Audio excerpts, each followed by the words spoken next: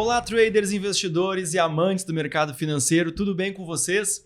Sejam muito bem-vindos a mais um episódio do Entre Touros e Ursos, o nosso podcast exclusivo de entrevistas aqui da Nelogica. Eu sou o Gabriel Dutra, eu sou jornalista e especialista em investimentos pela Ambima e mais uma vez está comigo hoje aqui a minha colega Daisy, ela que também é jornalista e trabalha lá no time de redação da Nelogica.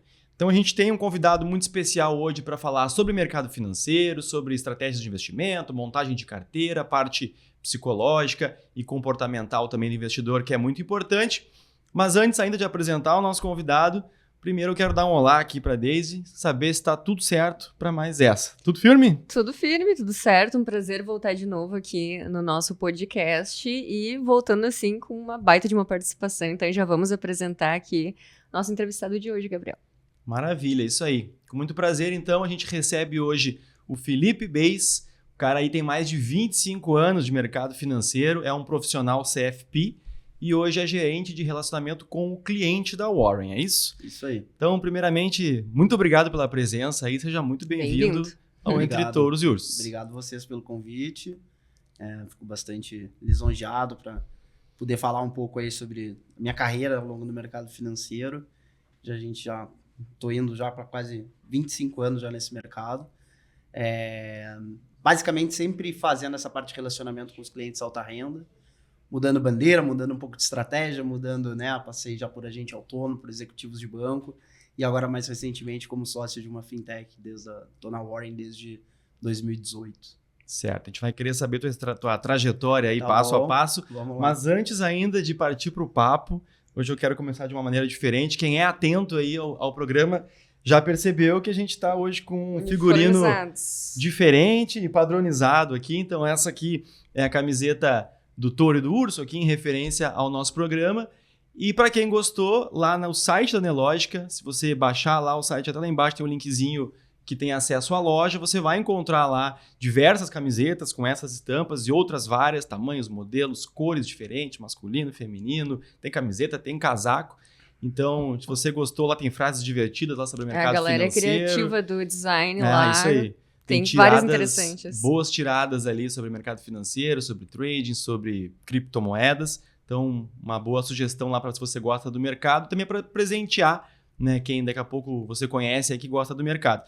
E aí, claro, por falar em presente, né, a gente trouxe aqui também um exemplar aqui do nosso Touros e Ursos aí pro homem, então espero que tu goste muito aí, obrigado, cara. Muito obrigado. Estampar aí a Nelogica por aí. Valeu, muito obrigado. E o link a gente também deixa aqui junto com os outros que a gente vai deixar na descrição, e aí acessa direto lá e vê qual o modelo que você gosta mais, então. Maravilha. Então é isso, a gente já tem aqui meio que uma editoria padrão aqui no programa, que é o famoso começar pelo começo, né? Então a gente quer saber de ti, um pouco da tua trajetória, como é que tu descobriu o mercado financeiro, como é que tu entrou nesse mundo aí, um pouco do teu passo a passo. E até uma curiosidade, quando eu tava vendo um pouco sobre você, Felipe, foi que você começou super cedo, né? Mesmo falou, tem 25 anos de mercado, você é um cara jovem, 25 anos, começou cedo e como é que alguém cedo já se vê no mercado, que é um campo assim mais sério, né? Não é um sonho assim Hoje eu tenho 43 anos, né? Eu entrei na faculdade em 98, eu fiz economia na URGS e fiz administração na PUC. Fiz mais ou menos juntos, eu estava realmente numa dúvida e acho que...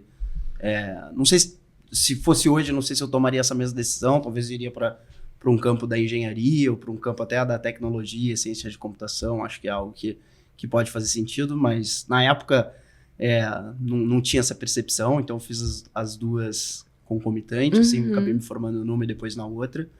E eu sempre quis trabalhar no mercado financeiro, não vim de uma família onde ninguém na minha família trabalha no mercado financeiro. Meu pai, basicamente, ele sempre foi do setor da indústria de confecção, há muitos anos ele já mora no interior de Santa Catarina, em Blumenau.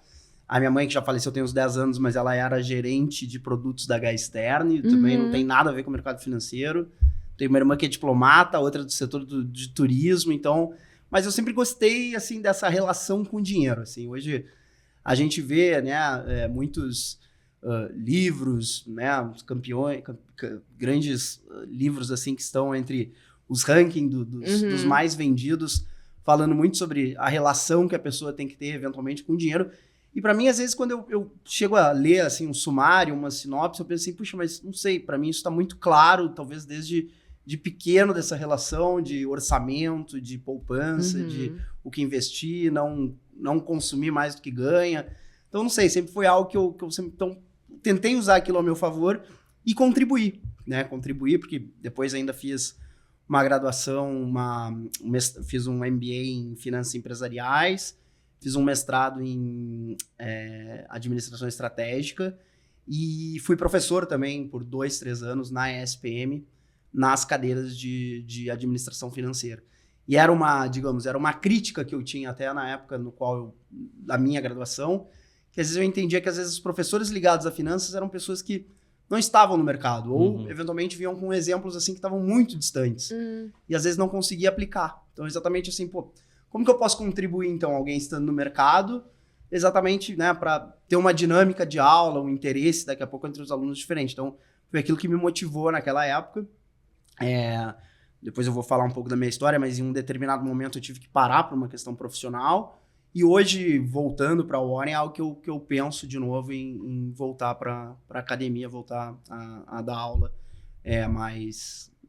seja graduação ou pós-graduação, então retornar essa linha acadêmica que eu acabei deixando um pouco para trás. Mas, basicamente, assim, foi esse interesse, não veio nada de família, foi uma questão realmente muito pessoal de trabalhar com dinheiro, ter esse entendimento. E é diferente porque a maioria das pessoas, elas têm medo, né? Até um certo receio de falar de dinheiro, de saber como é que não organiza nem o que gasta, vive assim, e você já tinha essa... Sim.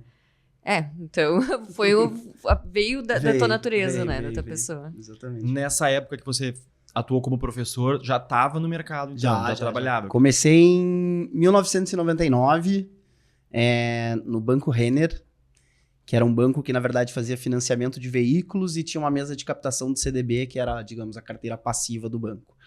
Então, ali tinha áreas de tesouraria, área CFO, financeiro, mas ali eu já caí direto nessa mesa de captação, onde fazia esse relacionamento com os clientes, da qual fazia, então, captação para o banco, para, digamos, financiar a sua carteira ativa, que era o financiamento de veículos. Então, comecei ali. E ali foi um grande aprendizado, assim, é muito legal que a gente olha para trás e vê quantas pessoas eu ajudei, mas quantas pessoas me ajudaram também ao longo desse processo, né? Porque pensa... E hoje eu costumo também lá dentro da Warren olhar, assim, meninos que trabalham comigo, tipo assim, pensar, puxa, esse cara é como eu era 20 anos atrás. E assim, ter aquela sensação de que, na verdade, você, né, tá começando ali e ter um grande entendimento sobre o mercado financeiro como um todo, né? A gente, só para ter uma ideia, a gente construía as taxas pré-fixadas naquele período dentro do CDB, não era nada eletrônico, né? Nada nesse sentido, por ligação mesmo, batia o mercado inteiro, pegava as taxas de todos os bancos e que na época, né, final dos anos 90, o número de bancos no Brasil era muito maior do que é hoje. Hoje tem essa concentração bancária, mas diversos bancos aí que o pessoal mais jovem nunca ouviu falar, mas que depois foram, né, comprados por Bradesco, Itaú. Pegava uma lista dessas taxas, passava lá para o diretor via como é que estava a carteira de financiamento deles, ele definia lá qual seria a nossa taxa, tantos por cento de CDI, pré-fixado, pode ir a 13, pode ir, não sei. Então tinha lá a cotação e a gente saía, então, distribuindo aquilo para os clientes. Mas, basicamente, era um processo do ponto de vista sempre comercial. Mesmo ali, comecei como estagiário, tinha que montar uma carteira exatamente para fazer a captação de um banco pequeno, né? Então, ter esse desafio. Então, já entrei sempre com esse viés na área comercial. E eu vejo, assim, que até toda a minha carreira foi feita em Porto Alegre. E hoje, Porto Alegre, assim, principalmente para as pessoas que talvez gostem do mercado financeiro, talvez tenha muito empecilho de não ir para outras áreas que não sejam comercial, como, por exemplo, um agente autônomo de um escritório vinculado a XP, BTG, que são os principais players, só dando algum exemplo, porque não existe, por exemplo, áreas de asset. Hoje ainda já tem algumas corretoras que têm, assim, uma independência, que tem algumas áreas de research, mas na época não tinha. Tinha que ir para o mercado financeiro, trabalhava no banco para ser comercial, para lidar com o cliente, para ter relacionamento com o cliente. Então, o mais importante ainda, né, entre todas as competências que foram feitas ao longo desses 25 anos de trajetórias, muito mais do que uma análise de investimentos, é a questão do relacionamento com o cliente. E começa ali. E pra ti, você já tinha isso também? Foi um desafio? Não, isso foi uma bem natural, assim.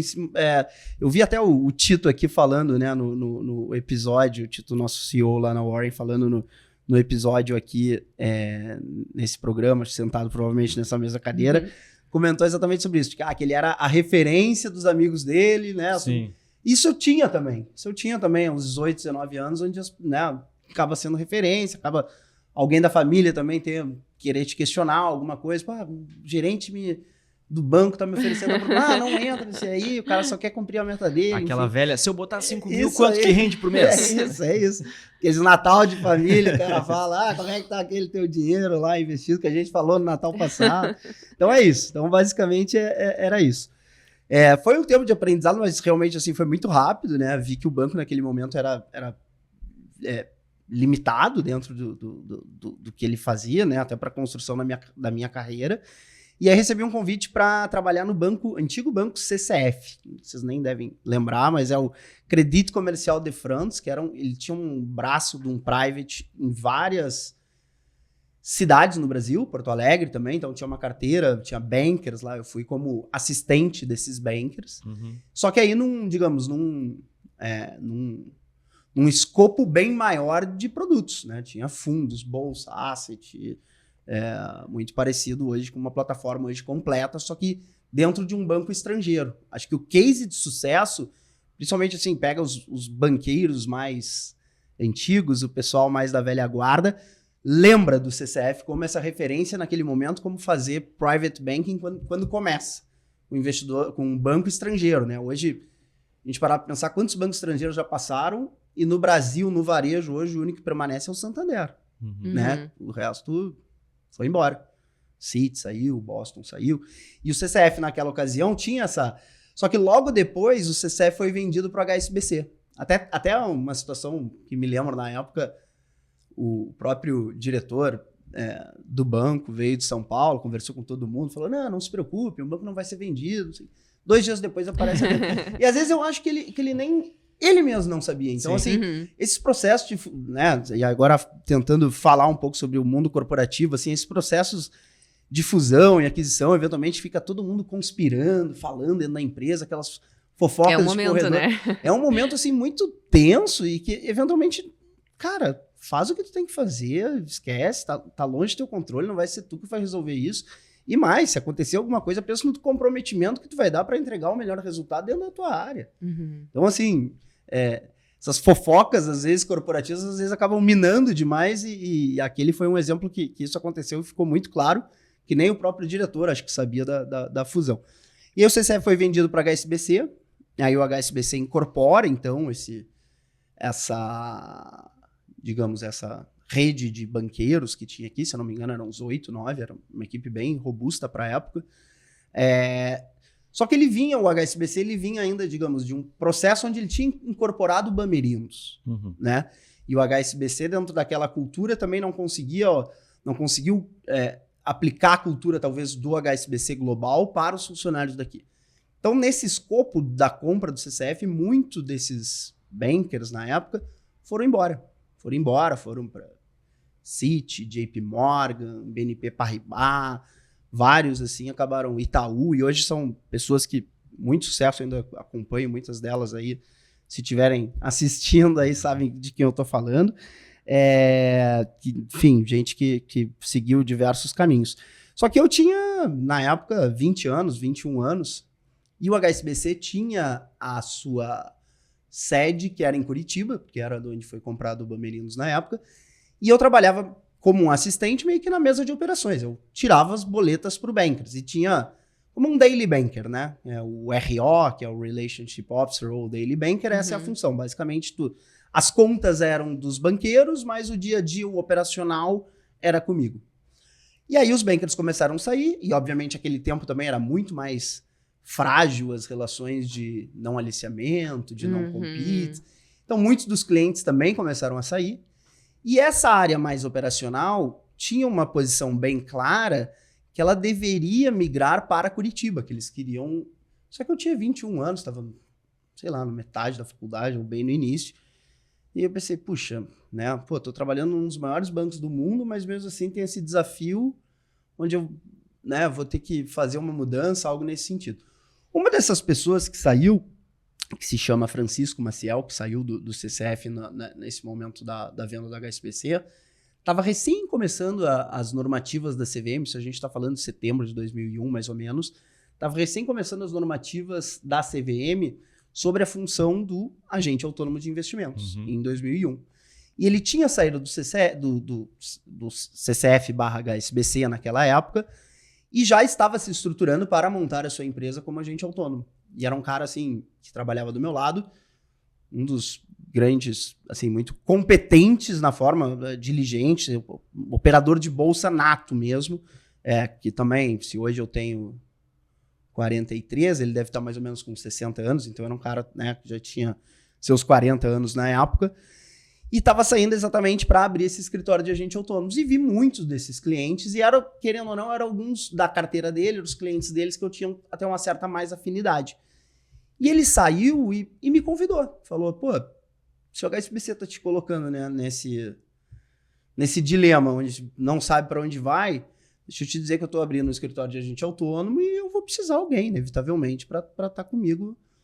E aí eu aceitei. Fechou e ali. aí eu aceitei e fui. A gente criou a empresa que chamava na época FF Brokerage, foi um dos escritórios de agente autônomo. O único ponto é assim, bom, beleza, que corretora é que a gente vai trabalhar? Porque o cliente vindo do CCF, do HSBC, o cara mais de alta renda, e só para te dar mais ou menos, a XP, por exemplo, estava nascendo exatamente nesse mesmo 2001. momento. Só que eles ainda nasciam como um braço de agente autônomo junto à Intra, que era uma corretora muito menor, para depois ser InvestShop. Não me lembro bem, mas é algo nesse sentido.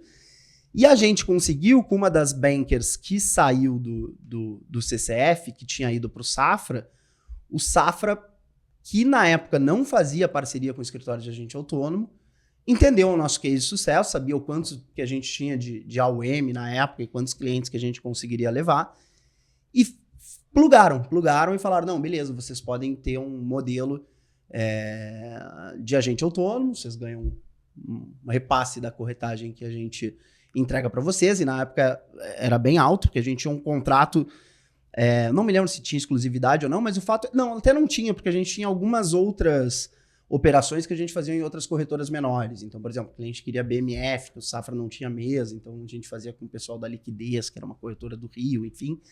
Mas, basicamente, o nosso core business estava nesses clientes do Safra.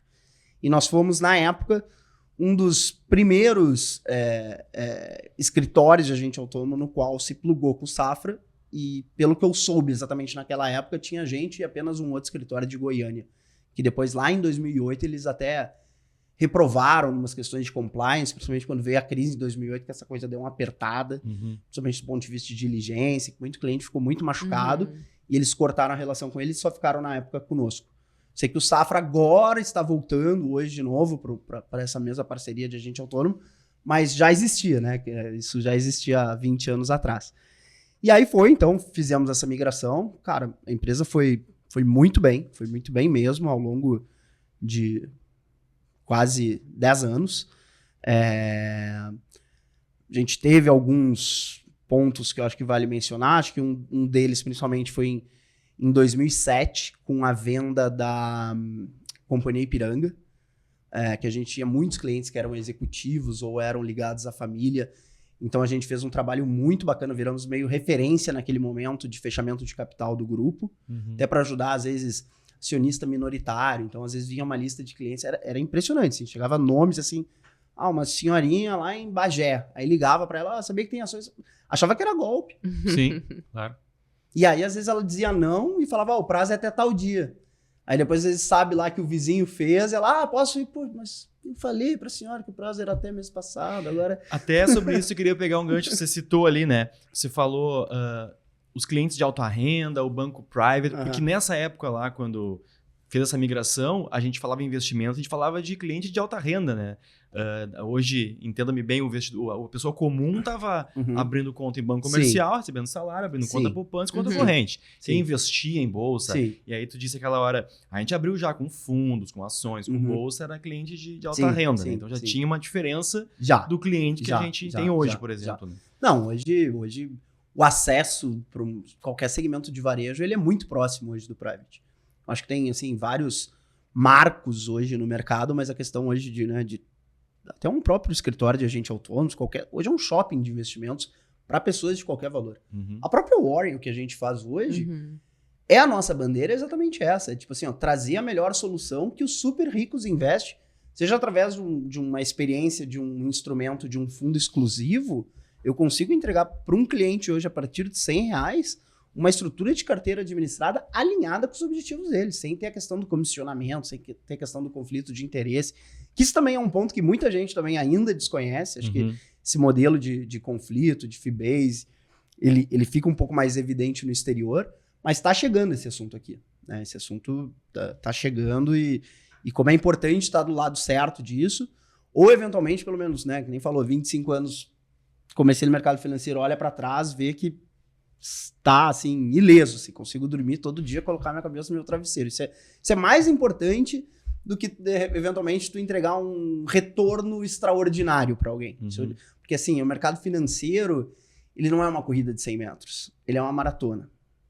Mais que uma maratona, né? Porque a maratona ainda termina depois de 40 quilômetros. Ironman. É isso, basicamente é isso. Então, assim, tu até pode ser extraordinário por um mês, por 2 meses, por um ano, mas é muito difícil tu ser extraordinário, é muito melhor tu ser diligente, tu ser pé no chão, segurar o cliente eventualmente quando ele vem com alguma coisa, pensando exatamente no bom do relacionamento dele. Tem clientes que eu atendo ao longo desse período, né, desde o início, e eu sempre digo, a confiança que eles têm comigo vai até hoje à noite. Se eu fizer uma bobagem hoje à tarde aqui, eu ponho 25 anos de relacionamento no lixo. Sim. E nesse período aí que você falou, a partir ali, né, dessa transição, aí tu atuou como assessor de investimento mesmo? Num outro momento, né? Num momento onde o mercado de corretagem era ainda, digamos, a principal fonte de remuneração e também esse escopo de distribuição de fundos não era permitido. E a gente também fez um contrato na época no Safra, em que a gente tinha um rebate maior, mas eu deixava, digamos, o Safra livre lá para vender os produtos dele, onde eu não tinha nenhum. Então ele oferecia lá o multimercado deles, o Galileu, que existia há muito tempo. Se o cliente investisse lá, ele era correntista do Safra, eu cuidava único e exclusivamente a carteira dele de bolsa. Mas entendia dele do planejamento financeiro, que eu acho que esse é o principal, né? Hoje, se o cliente está em dúvida se ele vai financiar um carro, tu tem que ser o ponto de referência para ele te passar essas dúvidas, exatamente. Vou comprar um apartamento para minha filha, queria a tua opinião. Isso é muito gratificante, porque ele não está falando sobre o dinheiro que ele tem contigo, né? O escopo é muito maior. E quando consegue exatamente ser a referência para o cliente nesse sentido, você está ajudando não só ele, mas a perpetuidade do negócio dele, da família, né? E, Felipe, essa relação que você tinha com os teus clientes depois que você passou a dar aulas, né? Que você falou que ficou 2 anos e... Isso. 2 anos e meio? Foi por aí. Foi no final dessa fase de agente autônomo. Então, como é que surgiu essa oportunidade e como é que foi... você sentiu, assim, alteração nas pessoas, no teu público, no caso estudantes e pessoas que estão investindo, e como é que foi isso? Então vamos lá, vamos voltar. Então a gente estava, acho que em 2007, aí falei, por exemplo, do case da Ipiranga, aí mais ou menos, acho que foi em 2009, aí vale ressaltar, acho que teve momentos muito complicados, acho que 2008 foi um momento realmente como eu vi 2001, os atentados, vi a bolha dos .com, mas assim, te ter daqui a pouco uma responsabilidade, né, por ser um empresário, por estar dentro da tua empresa, no qual tu é sócio, e ver de fato o negócio assim, começar a escalar mal, né, começar a não ter o mesmo padrão de receita que tinha. Então 2008 também foi um grande aprendizado, acho que principalmente pessoa física, né, que eram os clientes do qual a gente trabalhava, eles ficaram muito assustados, assim, acho que foram e pararam, digamos, de operar. E como a gente sempre foi, digamos, os mocinhos, né? Não ficava corretando o cliente único exclusivamente para gerar receita pra gente, a gente viveu talvez 6 meses, 1 ano, talvez, de receita quase nula, assim. Então, realmente foi um período ali que começou a me dar o primeiro gatilho sobre assim, pô, será que essa empresa, eu consigo me imaginar aqui, daqui uns próximos 10 anos, enfim. Foi a primeira vez assim, que eu coloquei um pouco em xeque, assim, o status quo que eu já tinha adquirido ali. Eu estava com mais ou menos uns 28, 27 anos na época, e comecei a repensar um pouco sobre esse modelo. E aí até o próprio agente autônomo, ele migra para um sistema, né, que ele sai exatamente do modelo de estar único e exclusivamente vinculado ao mercado de corretagem, para ter, né, acho que a plataforma aberta, que vale mencionar, acho que a XP foi uma das grandes responsáveis para que isso ocorresse, né, esse modelo mais de shopping center dentro das plataformas.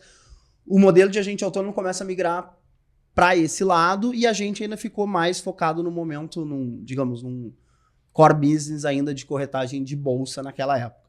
Então foi o primeiro, digamos, questionamento que eu fiz até o meu sócio na época, que era, né, como eu falei, ele estava na época, primeiro que ele tinha uma participação maior que eu na empresa, mas também pela senioridade dele, eu acho que ele estava muito mais pensando em colocar os pés na pantufa do que ter que botar um terno e uma gravata de novo e escalar o modelo do negócio para algum outro lado. Sim. E aí, ao longo desse período, eu me questionei muito. E um dos pontos que eu falei, cara, quer saber, eu vou abrir minha cabeça para outras fontes no qual eu não tô vendo. E aí pensei, pô, tá abrindo esse mestrado, por que não? E aí fiz o meu mestrado na PUC. E pensei, por que não? Área acadêmica. E aí foi ao longo de 2011, 2012, tinha aulas sexta de tarde, então sexta de tarde eu não trabalhava lá no escritório, ia para aula, não sei o quê, então fiquei 2 anos ao longo desse mestrado e comecei com alguns cursos para faculdades, alguns pequenas disciplinas de pós-graduação, viajei o interior inteiro, São Borja, Erechim, Passo Fundo, para dar essas aulas eventualmente. Mas o que de fato para mim foi a experiência mais marcante foi quando a SPM me deu a oportunidade, então, para lecionar lá, né, para ser o professor. Qual era a cadeira? Era Administração Financeira 3 e Finanças Comportamentais, era algo assim, mas as duas ligadas, os 2 cursos de administração, né, não me lembro exatamente quais, Administração Financeira 2 e uma outra ligada a finanças, que eu não, acho que era Finanças Comportamentais, em diferentes momentos da disciplina. Na qual foi muito bacana, porque assim, tem vários ônus e bônus exatamente sempre onde tu estás, né? Sempre onde tu tá trabalhando, sempre pensa que a grama do vizinho é mais verde, não é bem assim, mas uma das grandes dores que eu tinha dentro da empresa onde eu estava é que eu me sentia, assim, de certa forma, um pouco sozinho, né? Era eu e meu sócio, basicamente, a gente tinha um pouco a gente não transpirava muito, e eu acho que esse momento tanto do mestrado como depois para a graduação, principalmente para conectar um pouco esse público mais jovem também, que estava um pouco longe do meu escopo na época, foi muito bacana, foi muito legal. E assim, abriu um pouco bastante meu horizonte nesse sentido. Quando chega mais ou menos, daí, então comecei então, ao longo de 2010, 11, 12, então, dando aula na SPM. Quando chega mais ou menos 2012, eu tive essa conversa com o meu sócio, assim, falei, tá, cara, não dá mais, assim, do jeito que tá, ou a gente migra mesmo para um escritório completo de agente autônomo, se for o caso a gente desvincula do Safra, vai para outro, enfim, faz alguma coisa nesse sentido, mas eu não me vejo mais nessa empresa para os próximos 5, 10 anos. E, de novo, aí o conflito geracional bateu, ele falou, cara, eu não tô disposto muito. E vale lembrar também que ele estava bem pessimista para o Brasil nessa época, acho que ele até, a esposa dele... Não queria acelerar, ele queria frear. A esposa dele briga e fala assim, tá tão pessimista que teu filho hoje mora na França e uma filha no Canadá. Tipo assim, espalhou todo mundo. Eu faço a mesma coisa que eu faço. Então é isso. Então, basicamente, era aquele momento. E aí eu pensei, cara, sozinho eu não vou tocar esse projeto. E eu falei pra ele, cara, eu vou começar a conversar com bancos, vou dar uma mexida na minha carreira, porque se tu tá pensando em colocar uma pantufa, eu ainda tenho muita lenha pra queimar. E só por curiosidade, ele colocou a pantufa? Ele ficou com a empresa mais um tempo, mas hoje sim. Hoje, só pra ter uma ideia que ele tem uma empresa que faz pizza congelada. Opa! Saiu do mercado. Não sei se tá operando para ele, enfim, mas a empresa não existe mais. Aí, naquela ocasião, eu falei para ele, cara, vou começar a olhar o mercado com calma, enfim. E aí foi que em 2012 surgiu o convite do BTG Pactual, que estava saindo um banker do banco para trabalhar com um family office e tinha uma posição para esse banker no BTG aqui em Porto Alegre. E eu acabei aceitando o convite. Foi muito, muito legal, muito bacana, porque, de novo, né, todas as desvantagens que eu tinha na empresa de me sentir sozinho, estava trabalhando num banco que era, né, referência em investment banking na América Latina, com 2.500 funcionários, onde o nível de meritocracia era lá em cima, não tinha como ser um funcionário mais ou menos, tinha que estar sempre na ponta dos cascos, isso é muito importante, essa cultura, de fato, eles aplicam, essa cultura de dono, essa cultura de, né, a pessoa se esforça para, sei lá, em 5, 6, 10 anos se tornar sócio, mas ela tem que ter essa mentalidade de sócio desde o primeiro dia que ela está. Então, esse momento do BTG, para mim, foi muito importante exatamente para isso. E abrir outras frentes, outros clientes, outras portas de pessoas que, obviamente, a gente não alcançava estando naquele escritório pequeno e sozinho. Então, esse foi um momento muito, muito legal também. E aí eu fazia parte dessa equipe, né, dentro aqui do Private Banking. Tava indo tudo muito bem, tudo maravilhoso, até que em 2015, no meio da Lava Jato, o senador aquele do PT, o Delcídio Amaral, cita o André Esteves numa dessas delações, e o André Esteves, né, acaba sendo preso ali no dia seguinte. Foi o primeiro também, assim, uma grande experiência naquele dia traumático, assim, uma crise de imagem dentro do banco, e o quanto aquilo influencia, né, em resgates e o quanto... E o banco, vou te dizer, em termos do ponto de vista financeiro, provavelmente passava a ser o melhor momento naquele período. Mas o quanto aquilo, né, acaba refletindo, né, e a pessoalidade do CEO, sim, que era, de fato, muito, muito grande, né, naquele período, o quanto aquilo influenciou. E o que aconteceu é que aquele banco, então, onde tinha 2.500 funcionários naquela época, passa a ter 1.000 funcionários. Eles desligaram, fecharam várias filiais, fecharam Salvador, Curitiba, se eu não me engano. E Porto Alegre acabaram demitindo várias pessoas e uma delas eu fui demitido também. Então, nesse período aí, eu e mais alguns outros banqueiros, a equipe aqui, que eu acho que tinha 12 pessoas, acabaram ficando 4. Então, enxugou bastante. E hoje, por exemplo, acho que o banco foi, né, e procurou esse modelo de agente autônomo, de voltar para o varejo, que eles chamam, né, de back to the basics. Hoje ele está muito mais concentrado no investment banking, que hoje dentro do banco é muito importante para a geração de negócio para o private banking, né, porque se tu vende a companhia para um cliente, ele tem aquele agradecimento, então ele acaba deixando o dinheiro no próprio banco, e o banco faz isso muito bem. Sim. Então ele, assim, vende a companhia e mantém o dinheiro da companhia investido dentro do private banking. E ele, focando nisso e focando única e exclusivamente dentro do private banking, acabou eliminando algumas outras áreas, e aí nasce, né, o agente autônomo. Hoje eles têm o BTG Advisors também, dentro da grande sucesso no Brasil inteiro, que tem sido um dos grandes competidores da XP nesse modelo de escritórios de autônomos. Então ele acaba se reconstruindo a partir, digamos, desse tombo que houve naquele período. E aí, como é importante, né, tu manter boas relações, enfim. Lembra lá do CCF, lá no início da minha carreira, o meu chefe no CCF, que era superintendente do Santander aqui em Porto Alegre, me ligou, né, naquela mesma tarde, falou, putz, soube aí que deu um ruim aí no BTG, queria saber como é que tu tá, se tu manteve teu emprego, como é que tu tá. Eu falei, cara, acabei de ser demitido, isso aqui. Ele perguntou, né, algumas perguntas, quanto que era teu salário? Quanto que era tua carteira? Cara, dá uns 2, 3 meses aí que eu vou ter uma vaga. E aí não foi isso. Deu tempo nem de ficar triste ali, de lamentar. Nada. E aí foi, acho que uns 2 meses depois, aí eu fui pro Santander, pro Private do Santander aqui em Porto Alegre também. E também, de novo, uma experiência num banco maior, aí, com 50 mil funcionários, onde tem um nível de processo mais moroso, né? Então, O BTG a gente costumava brincar, fazia negócio na escada, descia, tem que precisa marcar? Não, tá fechado. Então era meio assim.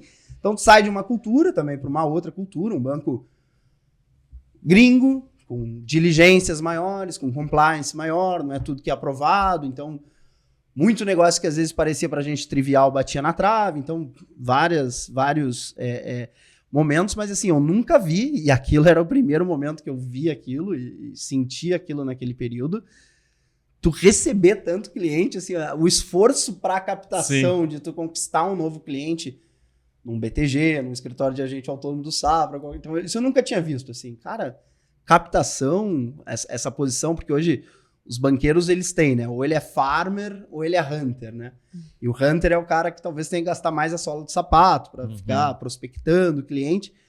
Essa atividade num banco de varejo, ela chega ou da agência, que o cara tá com mais dinheiro e aí precisa chamar alguém do private para, digamos, dar, de certa forma, uma formalização para dentro de algum tipo de proposta. Então aquilo também foi assim. Então eu sempre digo, acho que cada momento da minha vida eu convivi, aprendi, seja nos prós e nos contras, dentro de todas as áreas, como que né, se tinha um número tão grande, às vezes com uma geração com esforço, eventualmente, que vem, às vezes, pesca dentro do próprio aquário. Que, de certa forma, às vezes até é errado, mas é como os modelos, enfim, trabalham, né? Mas, enfim, aí fiquei no banco, aí entrei, então, em 2016. E aí o que acontece é que, assim, muita gente mudou dentro do banco. Eu achei também, assim, o turnover também, acho que era algo que eu nunca tinha visto algo tão grande, então mudaram algumas lideranças, então às vezes a estratégia era para um lado, aí 3 meses depois era totalmente diferente, parecia todo aquele esforço que tu fez já não valia muito, já não era compensado. E começou dentro do private banking uma ansiedade muito grande por essa tal da receita não recorrente, que não é aquela do ROA, que é aquela da oferecimento de produto, distribuição de um produto, eventualmente dar uma olhada no perfil do cliente. Só que o cliente às vezes sente que essa relação fica um pouco estremecida, né? E aquilo começou a fazer assim, puxa, ficar, sabe, nos rankings assim, tu fica jogando para ficar no meio da tabela. Porque tu não vai nem pro topo, porque tu sabe que daqui a pouco tu não tá fazendo melhor pro teu cliente. Não quer forçar. Mas tu também não vai lá pra lanterna, Não porque tu também não quer ser demitido. Sim. Então, mas é aquele jogo assim pra jogar de lado, e aquilo começou a me machucar, sabe? Fiquei bem frustrado, e eu pensei, quer saber? Não quero mais. Mas isso, falando assim, parece fácil, né? Isso aí é muito conversando com a minha esposa, conversando com meus amigos, muita gente assim, vivia assim, talvez uns 6 meses ali com um dilema muito grande, exatamente até tomar coragem de tomar a decisão. Porque esse também é um grande problema, né? Às vezes a pessoa tá e fala, não tem mundo lá fora, não sei o que, eu acho que tá numa posição boa, às vezes começa a pensar até no salário, bônus, um monte de coisa. E tu pensa assim, não, mas o que tu tem que levar em conta? Teu bem-estar, tua saúde, vários outros pontos, que o sorriso no rosto, né? É aquilo de chegar segunda-feira com vontade de trabalhar. E esse, né, foi isso que se foi perdendo ali aos poucos. E aí depois, ao longo de muita conversa, decisão, pensei, digamos... E não tinha conversado com ninguém, assim, para pensar num plano B ou algo no sentido, né, algo nesse sentido. Mas para mim estava claro que a única coisa que eu sempre falo naquele momento, que eu nunca sei também o dia de amanhã, né? Mas para mim estava claro que naquele momento eu não queria mais banco. Não te servia mais. Então, assim, passei minha guinada de carreira como agente autônomo, depois como executivo de bancos, e pensei, quer saber, eu vou pedir demissão, vou conversar com algumas pessoas, vou ver o que eu vou fazer. E aí foi. E foi muito, assim, logo que eu saí, muitas outras pessoas saíram também. Parecia que alguém precisava dentro do escritório de Porto Alegre, inclusive o meu próprio chefe, que tinha me convidado lá naquela ocasião, também logo depois saiu. Alguns outros colegas saíram e foram para outros lugares do mercado financeiro. Mas eu acabei tomando a liderança, assim, digamos, nessa coragem de... Não estavam satisfeitos, mas estavam por ali. Isso aí. Vai empurrando com a barriga. Tipo assim, viu? E aí depois ia... Tinha que ter um primeiro corajoso. Né? Não, conversava o primeiro mês, assim, o que tá fazendo? Mas não tô fazendo nada, tô tão bem, tipo assim, sabe? E aí as pessoas, mas dá pra não fazer nada e ficar bem. Aí as pessoas acho que acabaram saindo ali também. Hoje até não tenho muita notícias lá de quem ficou, mas basicamente foi aquele período. E aí, com a única decisão ou certeza, eu só tinha uma na época, que eu ia, isso foi em 2018, que eu ia para a Copa da Rússia, em 2018. Não é do nada, peraí. Então, assim, não tinha nada. Esperando alguma coisa de então, Copa da Rússia. Mas por que eu falo isso? Porque em 2018, como as coisas são, né? Em 2018, o Marcelo Maisonave, que é um dos cofundadores da Warren, que foi fundador lá da XP lá há muito tempo atrás, fez um evento na casa dele, juntando várias turmas. Eu não estava na turma dele que ia para a Copa da Rússia, mas ele acabou juntando várias pessoas de Porto Alegre que fossem nesse evento exatamente para trocar experiência, que cidade tu vai, que jogo tu vai ver, não sei o quê. E, obviamente, assim, eu, claro, né, conheço muito a carreira dele, e ele também conhecia a minha carreira, mas acho que a distância, de certa forma, é longe, né? E ele perguntou, e aí, como é que tá lá no Santander? Eu falei, cara, saí. Saiu por quê? Cara, saí por conta do conflito de interesse, muito difícil, né? Essa relação de cliente, banker, não sei o quê. Cara, aquilo suou pra ele, assim, ele abriu os olhos desse tamanho e falou, tu sabe o que a gente tá fazendo na Warren? E eu, cara, sei, mas assim, acho que a Warren é meio tech demais pra mim, né? Acho que é muito, eu sou mais do pegar o carro, visitar o cliente, né? Tá no dia a dia, olho no olho. Ele falou, então, é exatamente isso que a gente precisa dentro da Warren, um cara como tu, porque senão a gente vai ficar a vida inteira, digamos, estigmatizada por ser uma corretora para iniciantes. O que eu preciso é ter alguém que saia, digamos, ou que drible essa trajetória digital, caso o cliente queira conversar, ter um relacionamento, manter esse relacionamento, tu não topa abrir, né, essa área de alta renda hoje dentro da Warren? Eu falei, cara, não vejo mal, não sei o quê. E aí, assim, 2 dias depois já não conheci o Tito, fui lá, conversei com o Tito e falei, cara, beleza, só lembrando que eu não posso começar antes de agosto. Eu tenho a Copa. E aí foi isso, cara. E aí, quando eu voltei em agosto, eu já comecei. A tua certificação CFP já tinha vindo antes disso? Eu virei CFP entre o BTG e o Santander. Foi mais ou menos por ali. Foi mais ou menos por ali. E como tu falou, ela é uma certificação, né, que se envolve muito mais com a vida inteira das pessoas, né? Com as finanças, até com o cara vai querer deixar para os herdeiros, né? Passa de um especialista em investimentos e vai para um planejador financeiro. Sim, é um certificado internacional, né? Que hoje ele dá esse credenciamento e tem, assim, além, né, de fazer a prova e passar, que ela não é muito fácil. Ela era 4 módulos, agora virou 6, que 2 módulos eles dividiram exatamente para o cara ir bem. Eu não passei de primeira, por exemplo, acho que eu passei na segunda, terceira tentativa. E vai passando por módulos também, até completar todos eles. E além disso, tem a questão do programa de educação contínua, né? Que tu tem que manter lá, fazer alguns cursos. Então, não adianta só tirar e esquecer e achar que tá tudo bem, não. Tem que manter algumas atividades, seja participação em congresso, né? Aulas, ética, vários outros pontos super importantes. Então, sim, eu acho que... Só que o CFP hoje, ele tem, digamos... para quem é muito jovem, precisa ter formação superior. Então, assim, para quem ainda está na faculdade, hoje, por exemplo, lá dentro da Warren, para a turma que ainda não se formou, o CEA hoje já te dá essas habilitações hoje para ter esse relacionamento comercial dentro do ponto de vista de finanças, né? Show. E aí acabou a Copa e aí veio o Warren. E aí veio a Warren. E, cara, e realmente, assim, a convergência do modelo que a Warren se propôs lá desde o início e faz até hoje, que é o modelo do fee-based, sem o conflito de interesse, que é o modelo de não... o que eu quero te dizer com isso? Assim, que se eu te recomendar o produto A, B ou C, cara, no meu bolso vai dar o mesmo dinheiro, entendeu? Então, tipo assim, eu só vou ter o recebimento sobre o percentual da tua taxa de gestão. Então, se tu investe num produto que tenha mais receita, menos receita, a Warren te devolve como cashback esse valor a mais, seja desse cashback que entra referente a esses produtos. E dessa forma, então, eu consigo tirar da sala a questão do conflito de interesse. Porque, assim, o cliente jamais vai poder falar para mim, tu me colocou nesse produto, tu ganha mais. Não, essa relação, eu tirei ela da mesa.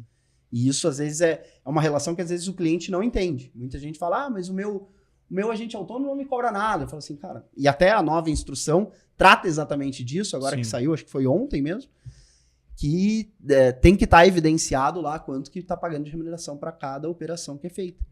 Então, acho que esse modelo, essa convergência do momento da Warren com o momento da minha carreira foi muito convergente. E mais do que isso, né? Assim, a parte onde eu ganhei também, toda a parte de tecnologia. Sim. Eu era um zero esquerdo de tecnologia. Não sabia nada. Hoje a Warren tem 550 funcionários, desses 250, 300 são programadores. Né? Você vai ali no nosso escritório, ela parece muito mais a Google do que uma empresa do mercado financeiro. Então, assim, te dá essa escala, tu utilizar a tecnologia a teu favor para te dar escala, tirando o conflito de interesse, e mais, né? Fazendo isso numa corretora que tava... Quando eu entrei, tinha 30 funcionários. Tinha 200 milhões sob gestão, então era uma coisa realmente muito incipiente. E fazer parte disso desde o início, e não, assim, para o cliente, mas com o cliente. Por que é importante isso? Sabe? Porque, por exemplo, a gente vai gerar um extrato, eu levo lá a minha experiência e é exatamente o que o cliente quer ver.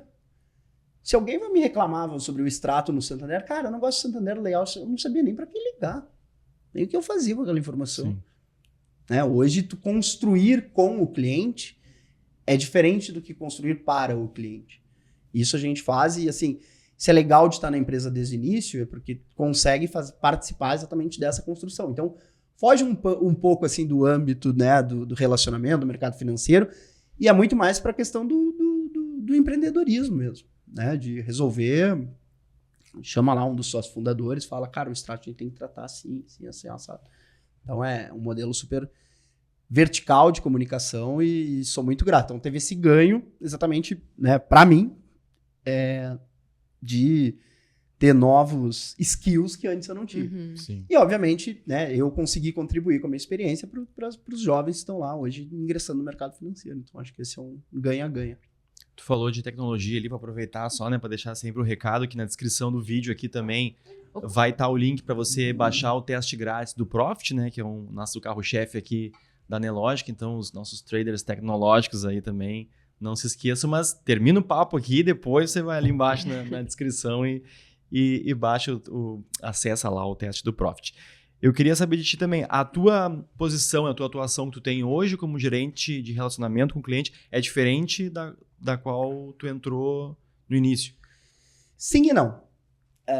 Eu costumo dizer ali, eu sou um dos poucos que faz a mesma coisa desde que entrou no início, que basicamente, assim, uma das coisas que eu não abro mão, e já deixei isso claro lá para bastante gente dentro da empresa, isso às vezes também fica até um recado, né? Porque às vezes tu empodera, às vezes, muita pessoa, aquele cargo de líder, né? Ela vai ser líder técnico, e às vezes acaba ficando longe do chão da fábrica, né? Acaba não querendo sujar as mãos, simplesmente porque daqui a pouco ele é head ou é líder, e às vezes o cara bem jovem aí já tem essa vontade. Pra mim é exatamente o contrário, assim, cara, tudo bem, então hoje eu sou líder desse escritório aqui em Porto Alegre, mas, por exemplo, eu não deixo de abrir mão de atender os meus clientes. E aqui tem dois motivos, um porque eu gosto, sempre gostei, e outro também porque é diferente quando, por exemplo, se um funcionário meu fosse relatar um problema e que eu também não estivesse sentindo, porque eu também atendo cliente, sei que eu passo por isso, né? Então, assim, liderar pelo exemplo, e eu acho que esse é um exemplo, claro, assim, eu sou teu líder, mas vamos lembrar que eu também sou teu par, eu também tenho minha carteira de clientes, eu também sou cobrado pelas metas de captação, então, assim, isso é algo que eu sempre tá no meu escopo, assim, se eu pudesse ter uma frase, assim, é essa aí, liderar pelo exemplo, que é exatamente para não subir um pouco no pedestal e se afastar também das pessoas as quais são lideradas. Então, por exemplo, vou dar alguns exemplos, né? Agora, por exemplo, com o fim da pandemia, muito se discute sobre a volta do presencial, o modelo híbrido, 100% né, home office. A equipe comercial, por exemplo, eu entendo, e a empresa tem esse mesmo entendimento, é algo que a gente entende que tem que ser presencial. Uhum. Só que, por exemplo, não adianta nada eu falar que é presencial se eu estou no modelo híbrido. Então, assim, eu tenho que falar que é presencial, mas eu tenho que ir lá todos os dias. Tem que chegar cedo, sair tarde, entendeu? Pra exatamente... Esse é o tipo do exemplo que tem que ser feito, ser aplicado para que as pessoas consigam te escutar, para que tu consiga transmitir isso exatamente. Então, o que eu noto, por exemplo, né, voltando aí para esse assunto de híbrido, as áreas hoje que voltaram são porque os líderes estão lá. Sim. Os que os líderes não estão lá, obviamente, são os que têm menos gente. Então, assim, essa liderança. Felipe, você falou sobre carteira, né, agora. É uma pergunta que a gente faz para todo mundo aqui. A gente pede para a pessoa, né, simbolicamente, abrir a sua carteira. Então, se você puder contar para a gente como é, para onde você olha, como é que é a composição ali. Tá. Hoje, basicamente, eu sigo muito as próprias carteiras recomendadas que a gente tem da Warren, que basicamente ela é uma carteira que tem o seu perfil de risco, né, que vai desde o mais conservador até o mais arrojado. A gente tem, então, 5 carteiras recomendadas. Só que além do perfil de risco, isso que é legal, assim, porque eu não gosto de ir lá, taxar o cara, dar um carimbado, assim, conservador, moderado.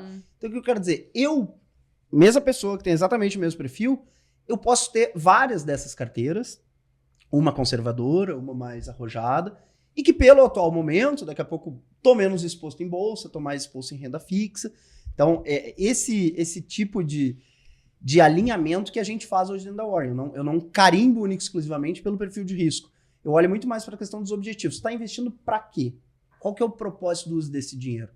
Porque uma coisa é tu falar para mim que tu está investindo, por exemplo, para pagar a faculdade de teus filhos, que, sei lá, hoje deve ter 5 anos, que isso vai acontecer, sei lá, daqui a 10, 15 anos, do que daqui a pouco tu tá falando, tô investindo para fazer uma viagem no Réveillon desse ano. Né? Os horizontes aqui de tempo são... Então é isso que a gente também faz hoje dentro da Warren, através da tecnologia, do desenvolvimento desse alinhamento do perfil de risco com os objetivos do cliente, de entregar as melhores carteiras, e aí carteiras com perfis de riscos diferentes, mesmo que seja para o mesmo cliente, de acordo com o objetivo que eu tenho, seja ele de curto prazo, médio prazo, longo prazo. Então é isso. Então hoje eu invisto muito nessas carteiras recomendadas da Warren, que basicamente são compostas por fundos. Aí tem multimercado. Então, por exemplo, para que o cara precisa ter 20 fundos multimercados? Às vezes, se tu tiver um multimercado, que eles chamam daqueles fund of funds, né? Os FOFs, que compram cotas. Fundos, isso. Né? E muitos deles que, inclusive, já estão fechados, onde talvez tu não conseguisse mais investir, onde pior, talvez o ticket mínimo para tu ter um daqueles fundos lá é muito alto, que se tu fosse diversificar não conseguiria. Então, por exemplo, para mim não faz sentido ter 20 fundos multimercados e sim ter um que eu deixo, né, delego, para que o gestor escolha lá dentro dos fundos multimercados que vai ter. 1, 2 fundos mais ou menos com essa composição. Renda fixa, a mesma coisa. Fundo de ações, a mesma coisa. Então, também seleciona, faz que a gente chama de multigestores, né? Onde basicamente ele compra cotas de outros fundos de ações que eles entendem. E aí o que eu faço no meu dia a dia, abrindo aqui meus investimentos, é basicamente dosar, aumentar renda variável, diminuir renda fixa. Então, de acordo aí, primeiro com o que a própria estratégia da Warren entende, mas também sobre o meu entendimento um pouco mais pessoal sobre onde que é. E como é que, eu fiquei curiosa, como é que você analisa? Você tem o dia a dia de olhar, acompanhar mercado, até notícias, final de semana tu tá ligado também ou não? Cara, posso te falar que o meu principal termômetro é o cliente. Porque tu fala com o cliente que é empresário, pergunta pro cara como é que tá teu negócio.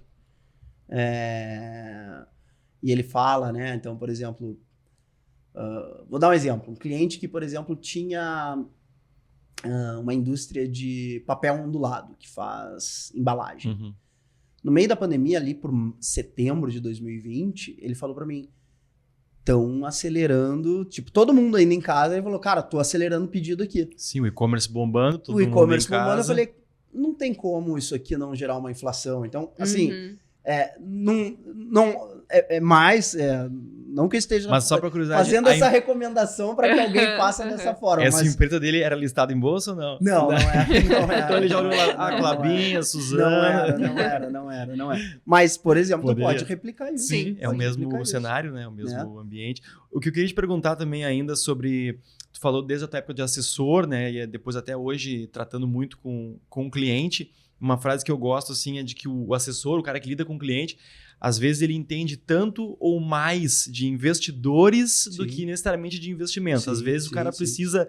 No momento não é a recomendação que o cliente quer. Compra X, compra Y. Ele quer o gestor de pessoas. Né? Daqui a pouco ele está enlouquecido, alguma coisa. O cara que tem que chegar ali, baixar a bola e explicar para ele o cenário e dizer, pega na mão do cara e calma. Então acho que queria te ouvir um pouco sobre isso, essa experiência que tu traz até hoje lidando com o cliente, acho que faz diferença. Um outro termômetro que nesse sentido é muito importante para mim, por exemplo, o nosso gestor hoje da Asset, ele tá investindo no mesmo, então, tipo assim, ele tá skin the game, né? Ele se compromete com o dinheiro dele também, exatamente no que ele faz. Então, essa é uma das primeiras perguntas, às vezes, e eu sei que a turma lá da Asset faz isso quando a gente quer fazer distribuição de alguns outros produtos, pergunta, o dinheiro proprietário de vocês está investindo nesses veículos? Isso faz muito sentido, em primeiro lugar. Acho que esse é um desses pontos. Mas sobre esse ponto que você comentou, é muito por aí. Às vezes, assim, deixa eu te passar um comunicado, isso, aquele outro. Às vezes ele fala, eu entendo, mas daquele jeito técnico, às vezes, né, da equipe de research querendo falar. E aí eu só falo assim, tá, mas vamos lá. Como que eu vou explicar isso pro cliente? Daí ele mesmo dá o passo para trás e fala assim, realmente... Porque tem que pensar, e acho que assim, todo mundo hoje... Na Warren a gente faz isso, que é um programa muito bacana, o funcionário que tá entrando, seja ele de qualquer área, ele passa uma semana no Customer Success, que é o chat, que é o atendimento, que é para todas as decisões que ele for tomar depois, seja se ele esteja no marketing, na administração fiduciária, para pensar exatamente nas dores e no objetivo final, que é esse, que é o cliente. Não adianta lá ter ter os valores da empresa, a gente olha para o cliente e não aplicar aquilo. Tem que aplicar. Então, a minha, hoje, digamos, não é briga, né? Mas hoje dentro da empresa, eventualmente, em diversas outras áreas, eu levanto muito essa bandeira sobre... Eu entendi, mas assim, vamos deixar isso mais... Vamos colocar uma roupa melhor para que o cliente tenha esse entendimento. Não adianta eu passar todo esse teu técnico, isso, aquele outro. Mas eu vi que o fundo caiu a cota. Veja bem, que deu um problema na Bulgária, isso aqui. O cara tá falando sozinho, né? Sabe. E mais, às vezes o analista acha que o cliente quer ter esse entendimento e muitos deles não querem. Tem um perfil assim que eu acho que é muito mais é o money maker, que é de fato aquele cara que quer que tu seja o sócio dele, tipo assim, eu entrei nesse negócio pra mim, hein? Mas não, aquele cara que é mais assim, ele quer que tu, digamos, mastigue, que tu passe as informações, resuma. Ele quer ter aquela sensação assim, cara, tá tudo bem com os nossos investimentos, sei o quê. Recebi aqui uma proposta, isso, aquele outro, sabe, desses arrasta pra cima, né? Que acho que muita gente tá fazendo um trabalho no nível de ansiedade, principalmente para esse investidor iniciante. E eu falo assim, cara, tu tá bem, tá tudo certo, teu investimento tá indo bem dentro do teu prazo. E ele fica mais tranquilo, às vezes é só isso que tu quer ouvir. Sim, o cara abre um vídeo ali, o cara dizendo, o momento é agora, se tu ficar de fora agora, a melhor oportunidade do mundo. E aí eu queria entrar num ponto contigo, eu sei que tu gosta muito dessa parte psicológica, comportamental do cliente, né? A gente vê aqueles vieses comportamentais ali, a ancoragem, a aversão à perda, excesso de confiança, a aversão ao risco, enfim. Eu queria que tu falasse um pouco assim de quais são os principais vieses que a gente vê assim no cliente, no investidor como um todo, né? Mesmo esse que investe sozinho, que quer entender, né? E quais os que tu tá vendo agora, nesse momento, assim? Porque a gente tá aí numa expectativa de repente um novo boom de bolsa, de queda de juros. Como é que tu tá vendo aí o termômetro do mercado do ponto de vista do investidor? Vou dar um exemplo bem recente, assim, agora que o juros caiu a 2% ao ano, que aquele investidor mais conservador, que era o super acostumado àquele, né, principalmente lá do início dos anos 2000, de receber o 1% ao mês, que até voltou agora. Sim, o 2% em 2020. 2% ao ano em 2020, Sim. que começou a entender que aquele 2% não estava legal para ele, e ele acabou tomando um nível de risco maior, mesmo sendo não sendo propriamente do perfil dele. Uhum. E o que acontece? Ele abriu mão de ganhar 2% onde ele achou muito ruim para perder 8, 10 no mercado de renda variável em um ano. Então o que ele fez? Ele perdeu 2 vezes.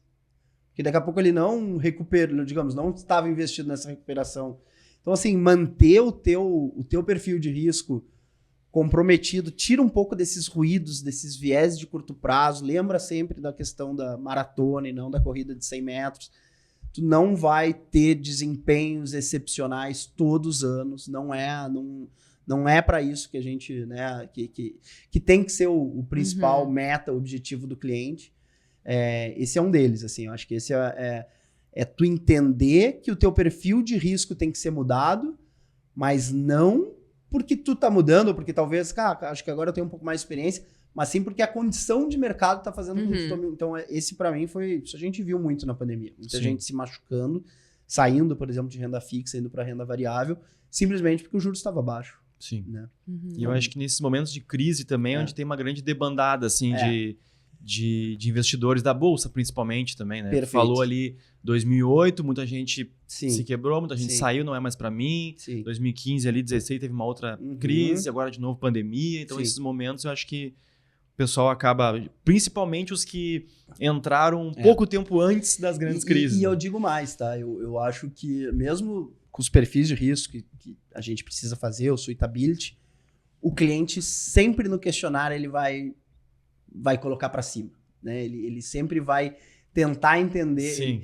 Mas quando ele vai praticar, vai na prática colocar o dinheiro dele lá, ele vê que talvez ele deveria ser um pouco mais conservador do que ele deveria, né? Então acho que tem esse o ponto, assim. Todo mundo quer ganhar mais, mas ninguém tá preparado para perder. Sim, no papel todo mundo é arrojado. No papel todo mundo é arrojado. Altos riscos, altos ganhos. Exatamente. Na hora da queda. Na hora da queda, então acho que esse é um ponto também super importante, super importante. Sim.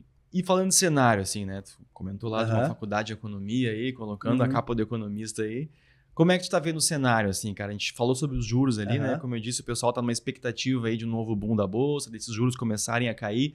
Como é que tu tá enxergando? Tu tá enxergando ali mesmo os juros no topo da curva? Isso vai começar a cair? O que tu tá vendo aí para esse ano e médio prazo aí para os próximos também? Sim, acho que assim, momento talvez de juros, a gente deve ver alguma queda já no segundo semestre desse ano, mas também acho que um pouco mais marginal, acho que a inflação ainda preocupa, tem muitos preços, muitos setores ainda que não conseguiu ainda desvincular talvez esse aumento de preços.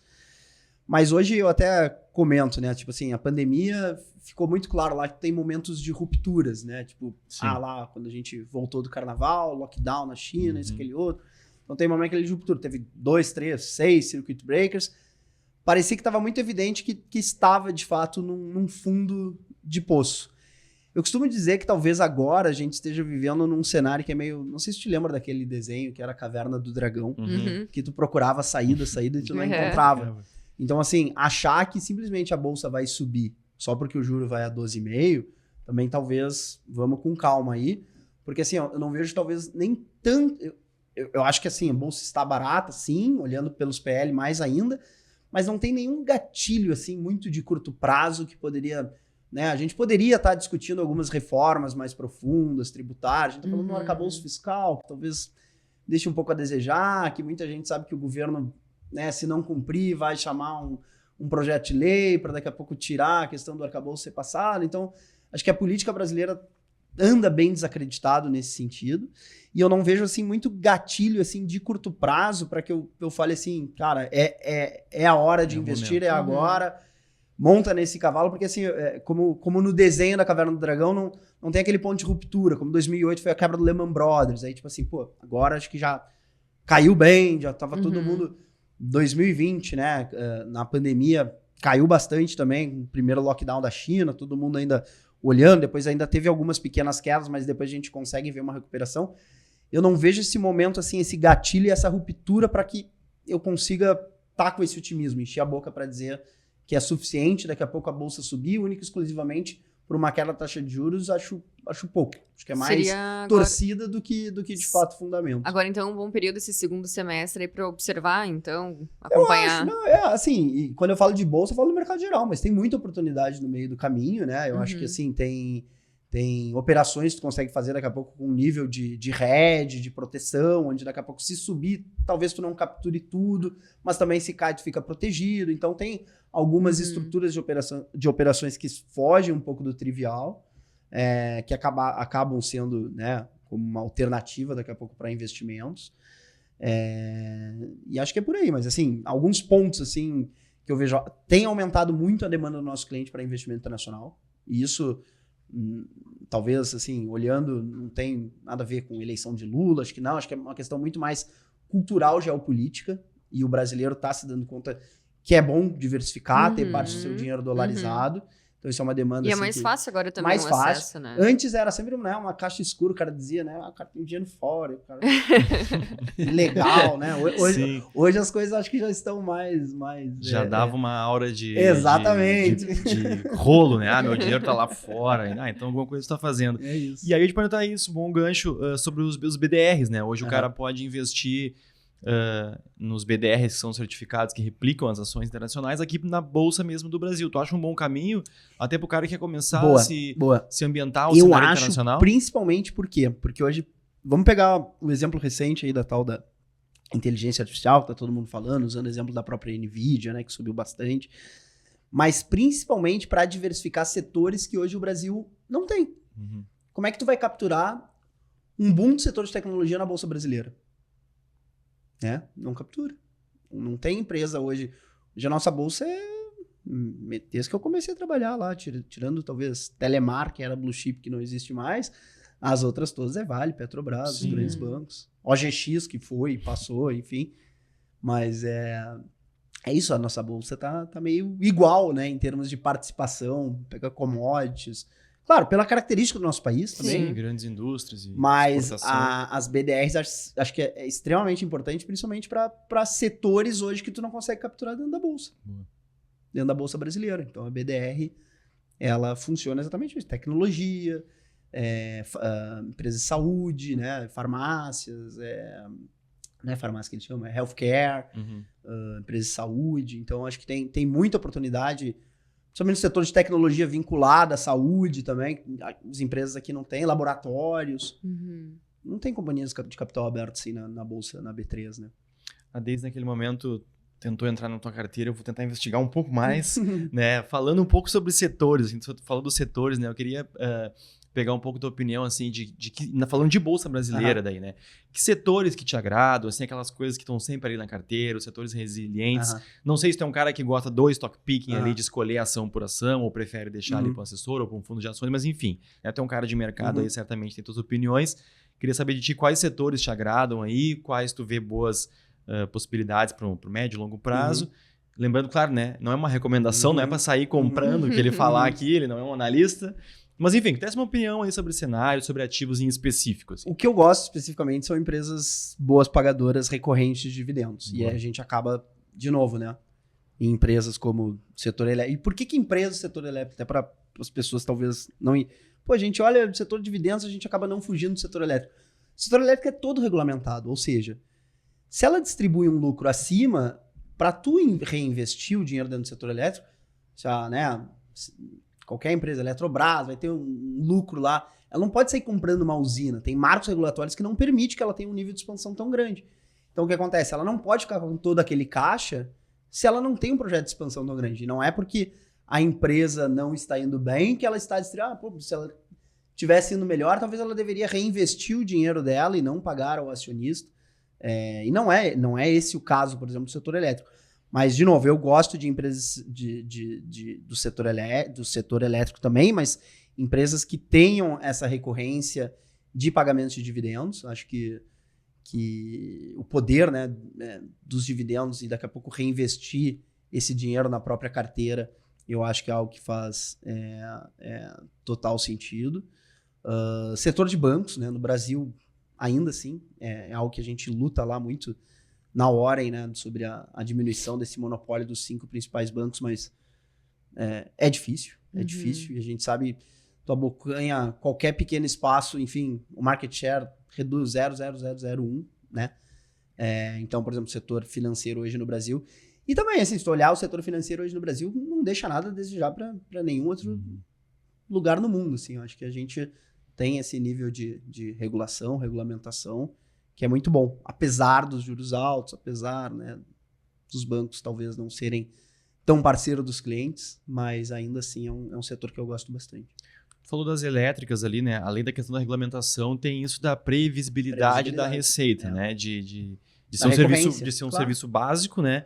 Como diz meu amigo Flávio de Oliveira da Monte Bravo lá, quando a gente veio aqui gravar, ninguém desligou a geladeira em casa, tá ligada, né? Então é um tipo de receita. Boa. E aí, puxando esse gancho, saneamento é algo que te chama a atenção? Não é um setor que eu olho perto. E o varejo, principalmente com essas últimas aqui no Brasil? Já fui mais investidor do varejo, me afastei bastante também, por acho que assim, os exemplos recentes que a gente teve não foram... Não anima muito. Não animam. Perdi dinheiro em alguns deles, viu? Que a gente também tem que falar o que a gente perde. E antes, no começo da conversa, você falou que era o cara lá que visitava as pessoas, né? Não era da tecnologia, agora você está na tecnologia. Chegou ao ponto, assim, tão tecnológico ao ponto de investir em criptomoeda também, ou não? Não. Eu nunca tive uma posição em cripto, mas isso é uma posição pessoal minha. Hoje, dentro da Warren, a gente até tem fundos, Warren Crypto, tem dentro da recomendação para alguns clientes. Obviamente, a gente olha para trás e fala, perdi muito dessa alta e tal, mas nunca tive nunca me senti com um bom entendimento, assim, para investir meu dinheiro tranquilo, sabe? Eu ter que imaginar que um tweet de alguém pode fazer com que caia 10%, sabe? Não vejo, assim, um macro seguro por trás, né? Uma base fundamentalista, mas isso é uma pessoal aqui. Eu nunca tive dinheiro em cripto, na pessoa física. E falando ainda, né, com o professor aqui, né, sobre educação financeira, né? Um tema que eu sempre gosto de trazer, assim. Queria fazer 2 perguntas em uma já. Começa por onde tu quiser. A importância, claro, né, da educação financeira desde o início, nas escolas, as coisas básicas lá, né? Não só aprender o neomateuminto, a fórmula disso, como se reproduzem, não sei o quê, mas, né, juros compostos, política, imposto de renda, ninguém sabe declarar imposto de renda hoje em dia. O quanto tu vê a importância disso e, ao mesmo tempo, essa educação agora tardia do adulto que está recebendo esse monte de informação em redes sociais, como que ele se cuida disso, se ele quer não necessariamente ter um assessor ajudando ele, quer ele investir, quer tomar as decisões dele, que cuidado as pessoas têm que ter para tomar as decisões por conta própria. Tá, então vamos começar lá do básico. Sim. Deveria sim ter uma matéria de educação básica nas escolas, de uma certa forma, assim, eu vejo muita coisa eventualmente que passa hoje dentro da grade curricular das escolas e esse ponto, infelizmente, não é trazido não se traz com seriedade para daqui a pouco colocar, seja no ensino básico, ensino médio, não sei exatamente em qual grade, mas essa conversa tinha que, de fato, existir. Outro ponto, acho que os cursos de graduação entenderam que ficaram um pouco para trás, também estão indo para um pouco dessa linha, um pouco mais de tecnologia, entendendo que estão perdendo espaço, mas ainda assim,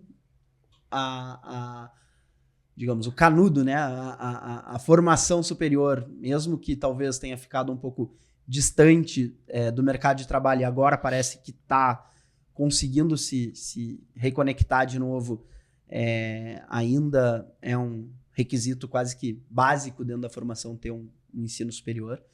E eu vejo com muito bons olhos, acho que esse entendimento hoje que a tecnologia dá, que as redes sociais dão, exatamente para buscar novas plataformas, não necessariamente credenciadas pelo MEC, mas eventualmente esse pool de empresários, né, de gente que já venceu na vida, que daqui a pouco está migrando exatamente para essa contribuição dentro do mercado, olhando exclusivamente assim, para a questão de finanças. Mas fico alerta, de novo, né? Que assim, não tem... Tem muita gente que talvez faça um mau trabalho nisso. Então tem que separar bem. Tem picareta, tem. Porque nesse processo assim, de redes sociais, sem regulamentação, onde não tem carimbo de ninguém, né? Segue às vezes pessoas que... E é muito fácil tu mostrar lá o melhor da tua parte, onde daqui a pouco nem é tudo aquilo. Mas ainda assim, acho que a seriedade de muitas escolas de inovação, escolas de educação financeira, muita gente faz um excelente trabalho, principalmente nas comunidades mais carentes, são as que mais precisam, né? As pessoas que talvez não tenham essa formação também, porque nunca foi discutido isso. E hoje, eventualmente, tu faz uma frase como essa dentro do meio político, as pessoas querem elitizar, para que a gente vai fazer educação financeira, cheio de outros problemas anteriores? Não é exatamente para que as pessoas não tenham problemas depois que a gente vai ensinar a educação financeira básica. Sim, o cara que tiver grana e quiser entrar numa besteira lá e numa pirâmide perder dinheiro, ele não tá nem aí, não vai mudar nada para ele, né? Quem vai mais sofrer é quem precisa daquilo, né? Mas acho que a tecnologia veio para ajudar exatamente esse cara, né? Que depois de tarde quis aprender. Mas aí tem outra parte da pergunta, tipo, que quis fazer sozinho. Aí eu já deixo um pouco esse alerta, porque assim, o simulado e a vida real são coisas bem diferentes. Sim. E eu vi o Tito também falar aqui nessa cadeira sobre toma cuidado com a tua primeira operação, que tu vai ter o lucro, que tu vai te empoderar, vai achar que sabe fazer sozinho, que em algum momento pode vir a tombar e daqui a pouco até com um prejuízo maior do que ganhou. Sabe, eu gosto muito de falar, né? Assim, já jogou roleta? Já foi num cassino jogar roleta? Quando tu ganha, como é que ele te paga, né? Ele pega as fichinhas e te dá aqui. Quando tu perde, ele te toma tudo de cá. Então, assim, tu vai ganhando aos pouquinhos e pra tu ter um prejuízo, às vezes é um só que tu precisa pra tirar todo aquele... Exatamente porque vai te dando a confiança e as tuas apostas, eventualmente, vão ficando maiores. E aí junta com todo aquele sentimento psicológico, ganância, medo de perder. Então, assim, muito cuidado. Acho que, assim, a educação financeira não exclui o fato de tu, daqui a pouco, ter um profissional de confiança que possa fazer isso pra ti. Até para daqui a pouco, assim, mesmo que tu... E eu sempre digo isso pro cliente, o final a palavra final é sempre do cliente. Eu dou as minhas opiniões, faço as minhas recomendações, enfim, mas ainda assim, a palavra final ali é sempre do cliente, porque ele é soberano, ele é o dono do seu próprio dinheiro. Mas, eventualmente, até ter um contraponto com o que ele esteja fazendo, eu acho que é super importante, né? Sim. Então, por isso, o profissional é importante para esse Eu acho momento. que vale o alerta também, né? A gente tem um público muito grande de traders aí que usam o Profit, né? E querendo ou não, isso é uma cultura muito forte em quem vai mais para essa área técnica e do trade, da análise gráfica, porque o ganho é no curto prazo, mas não necessariamente ele vai ter que retirar aquilo no curto prazo, né? Então, muita gente acha que vai entrar hoje, vai ter uma renda a partir do mês que vem, vou vender meu apartamento, minha casa, botar tudo no trading.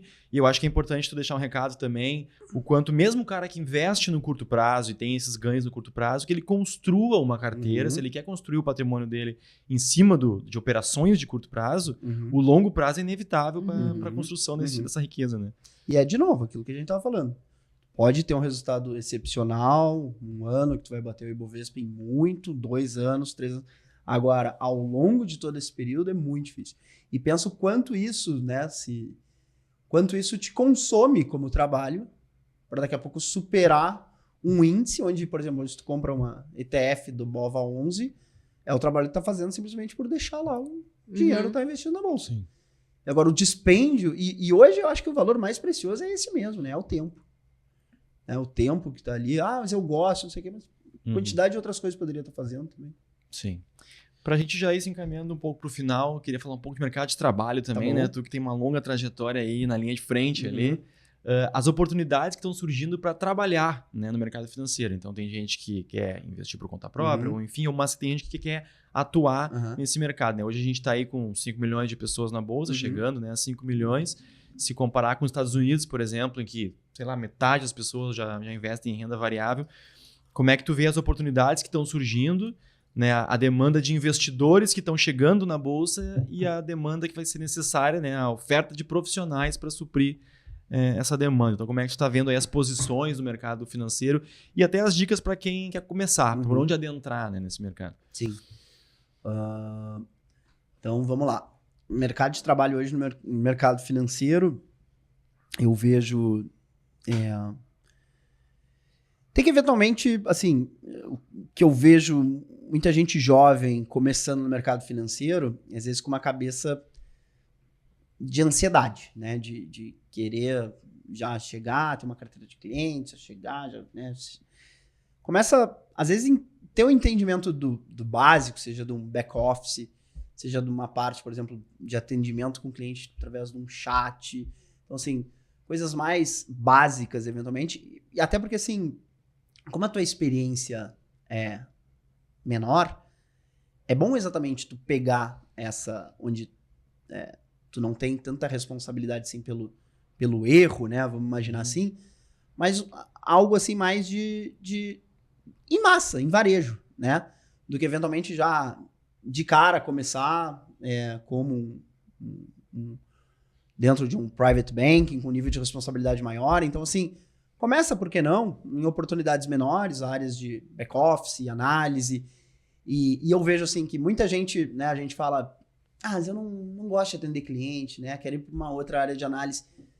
Pensa sempre que também, assim, as atividades comerciais, eventualmente, geram uma remuneração melhor, eventualmente, até por alguns tipos de comissionamento. Então, não descarta isso. E até porque, assim, tu ter outras habilidades que talvez, como você falou, análise técnica, enfim, estão hoje, são disponíveis, mas dentro de alguns cursos onde talvez a pessoa precise também exatamente aderir a essa experiência, pensa que o lado comercial é algo que tu pode desenvolver.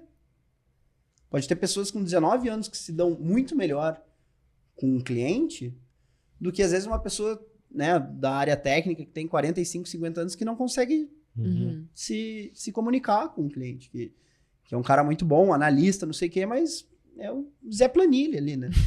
Então, assim, tem para todos os lados. E a gente super precisa desse cara também, né? Então, acho que, assim, mas primeiro, tenta olhar para dentro, ter o entendimento de mais ou menos como que você se vê. E, assim, não tem problema trocar também, não tem problema errar, começar na área de análise, vai para a área comercial, e até que legal, se tiver essa experiência mais... Eu acho que hoje o mercado financeiro até procura essa pessoa mais múltipla, né? Que tenha essa vivência, seja em diversas instituições, eventualmente, e até em áreas diferentes, né? Mas o que eu digo, assim, é um pouco de paciência. Eu vejo esses jovens hoje com um nível de ansiedade, assim, bem alto. Bem alto. Então, só esse alerta que, de novo, o mercado financeiro, ele é algo que tem que ser, se é o que você quer, se é algo que você não imagina se arrepender, que é algo que tu vai construir e constituir ao longo da vida. E aí, por exemplo, olha os meus exemplos. Tipo, o cara me convidou para trabalhar comigo 15 anos depois. Então, tipo assim, as boas relações que tu deixa, as boas impressões que tu deixa, sai de uma empresa, que legal, você, turma faz um churrasco para ti, todos pedidos. Então, assim, é muito legal isso. Na construção. Então, é os grupos, é os laços que tu mantém, toda essa parte mais interpessoal, né? Que se mantém dentro de onde atua. Então, penso que o mercado de trabalho hoje, para quem quer entrar, acho que para esse lado tem... E de fato, né? Acho que mais profissionais vão ser demandados, com certeza. Sim. Daqui a pouco a ansiedade que o cara tá trazendo como investidor, que quer ganhar no mês que vem, ele tá levando ainda pro lado profissional, né? Exato. Aí nós estamos ferrados de vez, né? Cara, eu já quero começar te agradecendo pela presença, pelo papo, né? Lembrar sempre quem nos acompanhou até aqui, que se inscreva aqui no canal, que curta, comente. Se ficou com alguma dúvida, manda aqui embaixo nos comentários, manda o vídeo aí para quem você acha que vai se interessar por esse assunto, fazendo uma dessas coisas aí já vai nos ajudar. Quero deixar livre aí para Deise, se ela quiser fazer mais alguma pergunta, e já também deixar livre para ti aí, para se tu quiser citar mais algum tema aí que tu acha importante que a gente não tenha abordado. Eu acho que por hoje, então, a gente vamos nos encaminhar mesmo agora para o final aqui. Espero que você aceite talvez nosso convite, né?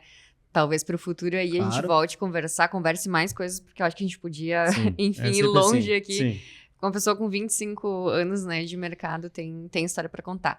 Mas então fica aqui o agradecimento. Tá bom, obrigado eu pelo por convite. ter vindo. Cara, então é isso. Muito obrigado pela presença e obrigado mesmo pelos conhecimentos compartilhados aí, por trazer essa tua trajetória aí, né? E colocar na mesa o que é importante aí para o investidor, porque muitas vezes as pessoas abrem um vídeo ali de investimentos, elas querem que tu diga, compra Petrobras amanhã e às vezes precisa muito mais dessa parte né, comportamental aí, psicológica, esse passo do que saber qual é a próxima Magalu, qual é a pimentinha, qual é a porrada, né? Então é isso, tinha que falar, terminar assim com uma frase, eu acho que é um pouco por aí, assim, não existe almoço grátis, né? Não existe almoço grátis, não existe nada que vai ser recompensado sem o esforço. Eu acho que a avaliação de uma meritocracia também é super importante, então, de novo, liderança pelo exemplo, então pensa o que tu tá fazendo, quanto tu vai impactar isso na vida das outras pessoas. Isso às vezes demora até um pouco para ter esse entendimento, né? Mas é isso, e ter esse impacto positivo sempre onde passa, também isso é super importante. E é isso, segura a ansiedade, lembra que é uma maratona e vamos nessa. Se tu quiser deixar também tuas arrobas nas redes sociais aí pro pessoal te acompanhar lá, se te seguir, Instagram, LinkedIn, se tu lembrar de cabeça. A gente vai botar na descrição aqui também, mas se quiser já falar pro pessoal aí. @fbase80 e no LinkedIn também, acho que é Felipe Base, também não tem erro. Maravilha. Certo. Então é isso por hoje. Muito obrigado você que nos acompanhou até aqui. Lembrando mais uma vez que o link pro teste grátis do Profit vai estar aqui na descrição, assim como o link para a loja camiseta. lá para fazer a compra dos produtos. Né? As arrobas do Felipe também vão estar aqui na descrição. E te aguardamos na próxima. Então é isso. Obrigadão. Valeu.